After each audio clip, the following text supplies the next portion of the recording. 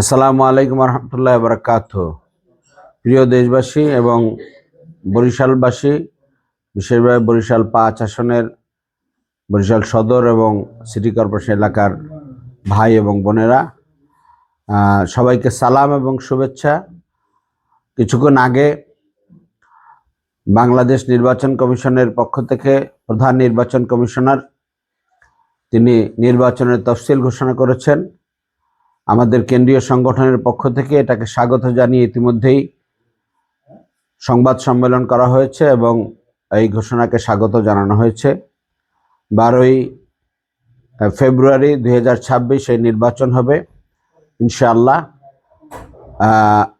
আমরাও এই নির্বাচনী তফসিলকে স্বাগত জানাই এবং বরিশালবাসী, বরিশালের ৫ আসনের জনগণের পক্ষ থেকে এই শুভেচ্ছা জানাই, যাতে করে সুষ্ঠুভাবে ঘোষিত তারিখে জনগণ ভোট কেন্দ্রে এসে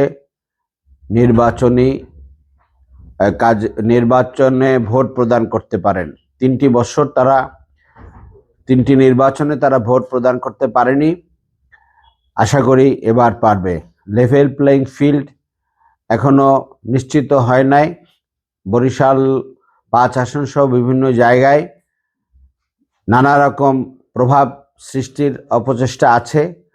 আমরা সরকারকে বলবো যে সারা দেশ সহ বরিশাল এবং বরিশাল ৫-এর এলাকায় যত ধরনের অবৈধ অস্ত্র আছে, সন্ত্রাস আছে, সব কিছুর ব্যাপারে কার্যকর পদক্ষেপ গ্রহণ করে জনগণকে নির্ভয়ে আগামী ভোটে অংশগ্রহণ করার কার্যকর পদক্ষেপ গ্রহণ করবেন।